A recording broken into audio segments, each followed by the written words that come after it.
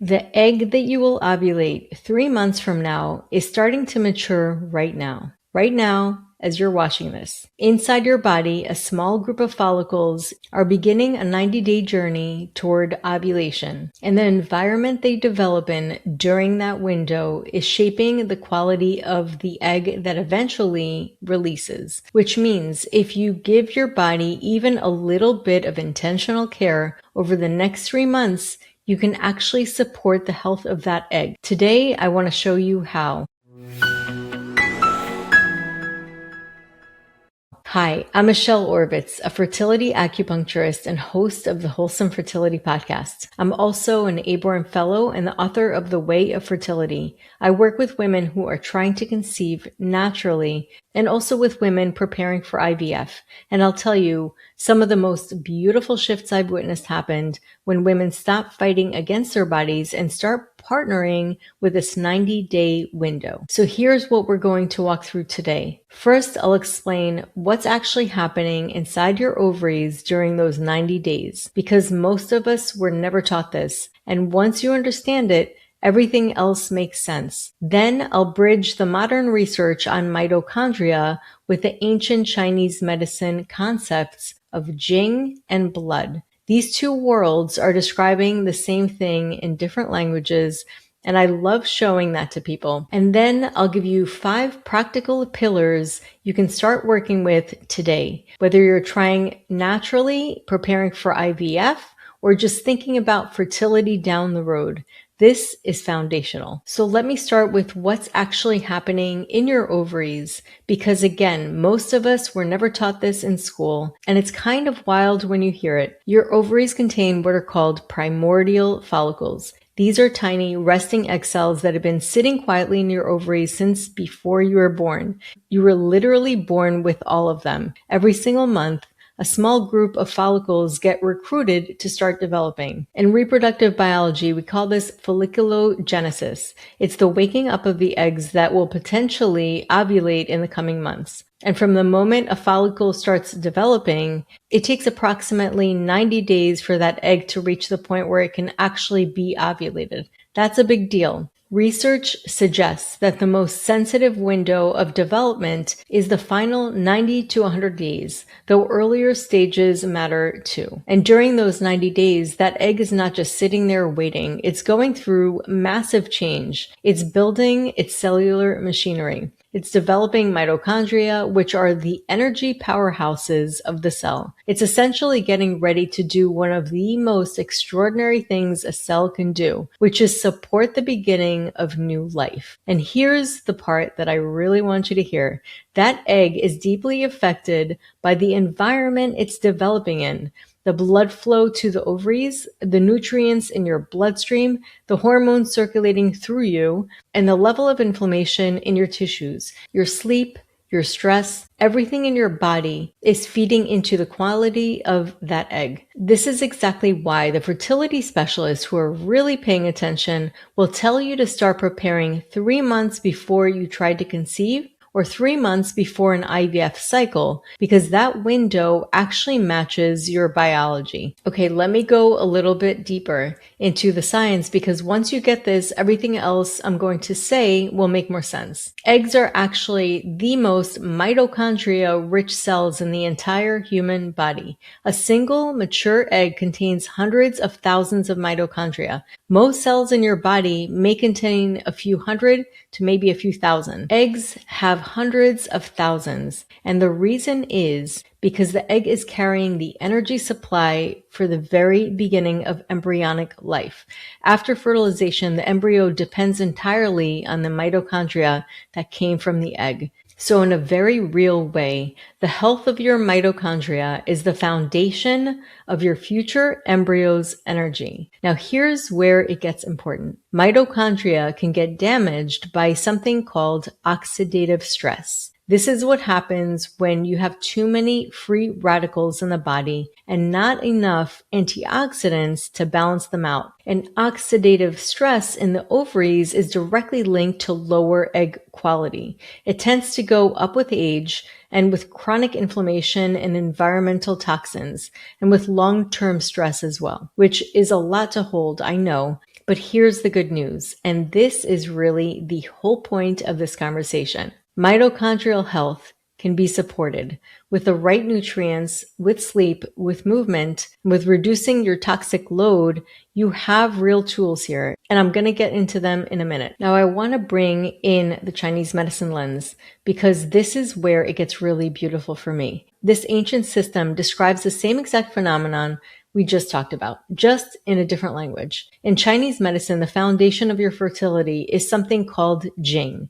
Jing is usually translated as essence. It's the deep reserve vitality you inherited from your parents, and it's the substance your reproductive potential is built from. It governs growth, it governs development, and it governs the quality of your reproductive material. Jing is considered finite, but it's also something you can either deplete or preserve. Overwork depletes it. Chronic stress depletes it. Not enough sleep depletes it. Constant stimulation depletes it. Rest, nourishment, stillness, warmth, these preserve and support it. And alongside Jing, Chinese medicine really emphasizes blood, not just blood in Western medicine sense, but blood as a substance that nourishes all of your organs, including your ovaries and your uterus. When your blood is strong and abundant, your reproductive tissues are well fed. When your blood is weak or deficient, your ovaries aren't getting what they need. So here's what I love. When you read the ancient Chinese texts on fertility, they talk about nourishing Jing and building blood. When you read modern fertility research, they talk about mitochondrial health and ovarian flow. These are the same ideas. One is the body's deep essence. The other is cellular energy. They're both describing the quality of your reproductive material. The ancients understood through observation and lineage what modern science is now confirming with microscopes and metabolic studies. The 90-day window isn't a new idea. The Chinese have been working with this timeline for centuries. Okay, so now let me get practical. These are the 5 pillars I use with my patients to support egg quality during a 90-day window. This isn't a quick fix. It's a way of living into your fertility for 3 months that matters most. Pillar 1. Nourish with real food. I'm not going to give you a complicated diet, but I will say this. Prioritize protein at every meal because protein is what your body uses to build cellular material. Include healthy fats from wild fish, olive oil, avocado, and nuts because your hormones are literally built from fat. Lean into leafy greens and colorful vegetables because they carry antioxidants that protect your eggs from oxidative stress, including iron-rich foods like grass-fed red meat, lentils, beets. Iron is essential for building blood. And please eat warming, cooked foods more than raw, especially if you tend to run cold. In Chinese medicine, we say the uterus likes warmth. That is not a metaphor. It's a real thing. And stay away from extremes. Extreme dieting, extreme fasting, highly processed foods. They all disrupt the hormonal environment that your eggs depend on. Pillar 2, protect your mitochondria. CoQ10 is probably the most well-researched supplements for egg quality. Multiple studies have shown it supports mitochondrial function in the eggs. Ubiquinol is a more bioavailable form of CoQ10. Now, I always recommend working with a practitioner on dosing, but about 200 to 600 milligrams a day is what is commonly used in fertility protocols. But again, always talk to your doctor before starting anything. Other helpful mitochondrial supporters include omega-3 fatty acids, NAC, alpha-lipoic acid, vitamin E, but please don't start taking everything. These really do need to be personalized to you and your situation. So again, speak to your doctor before starting any supplements. And honestly, sleep is mitochondrial work. 7 to 9 hours in a dark room with consistent timing will do more for your egg quality than most supplements on the shelf. Pillar 3, support blood flow. Your eggs cannot thrive without good circulation to your reproductive organs. Without blood flow, they don't get the nutrients or oxygen that they need. Acupuncture has been shown to improve blood flow to the reproductive organs. Gentle movements like walking, yoga, swimming all support circulation. Also, self-abdominal massage like mine or Vigo abdominal therapy works amazing. What I want you to avoid is over-exercising during this window. High-intensity training can actually pull blood flow away from reproduction. And warmth really does matter. Keep your lower belly and your lower back warm, especially during your luteal phase and your period. Castor oil packs on the lower abdomen are a beautiful traditional practice with a long lineage, and definitely, if you are trying to conceive, avoid the luteal phase. So if you want to do castor oil packs and you're actively trying to conceive, the best time to do this is after the bleed and right before ovulation. And skip ice water, especially around your cycle. I know it's not a trendy thing to say, but your body will thank you. Pillar 4, regulate your nervous system. I cannot say this enough. Your eggs are developing inside a body that's either in a state of safety or a state of threat. When your body feels safe, it prioritizes reproduction and growth. When your body is in a sustained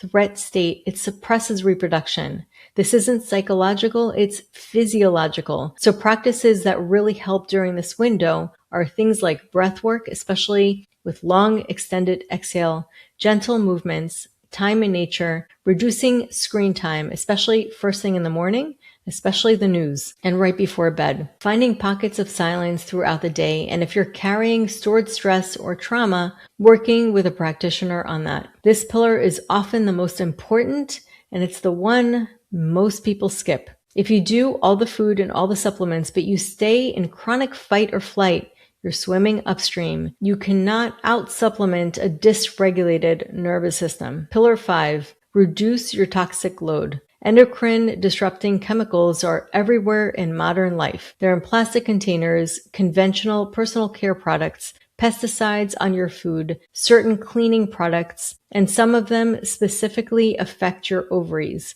You don't have to do this perfectly because it literally is impossible. But during a 90-day window, it's worth making some intentional shifts. Switch from plastic to glass storage, upgrade your skincare to clean products, eat organic whenever you can, especially for the produce with the highest pesticide load. So look for the dirty dozen and avoid those. Filter your water and skip handling receipts at the register because they do contain BPA. Little consistent shifts really do add up. Before you go and try to do all this perfectly, I do want to say something really important. Please hear me on this. The point of this window is not to add more pressure to your already full plate. If you approach these 90 days with rigid perfectionism and anxiety, you're actually working against yourself. Your nervous system is reading your effort as a form of threat, and your body will respond accordingly. What we're really going for is presence, nourishment, showing up for your body the way you would for someone you love deeply. Not with punishment, not with shame, but with care. Some days you'll do all of these things and it'll feel so aligned. Other days you'll eat pizza and stay up too late watching a show. And that is also completely okay. One day doesn't make or break an egg. A pattern of loving care over 90 days is what shapes the environment. Your body isn't asking for perfection. It's asking for partnership. Okay, let me leave you with a practical way to begin. I actually created something called the Fertility Detox. It's a free ebook that walks you through how to reduce your toxic load in a way that's realistic and sustainable. It's one of the clearest starting points for this work, and you can grab it at michelleorovitz.com/fertility-detox. And if you want to go deeper with me over time, you can also look at the Wholesome Fertility Journey, and that is where you can find all of my memberships that are meant to support you exactly where you are. Some of my memberships include coaching calls with me. You'll find all of the information if you go to www.michelleorovitz.com/the-wholesome-fertility-journey. And you can find all of the information in the episode notes. If this video helped you see your body in a new way, please give it a like. That's actually what tells YouTube to show this video to another woman who's searching for this exact information. And if you haven't subscribed yet, go ahead and do that. I post videos like this weekly, bridging ancient wisdom and modern science to support you through your fertility journey. Remember, the egg that matters most for you right now is developing at this very moment. You have 90 days to shape its environment, and you have more influence over this than you've been told. I'll see you in the next one.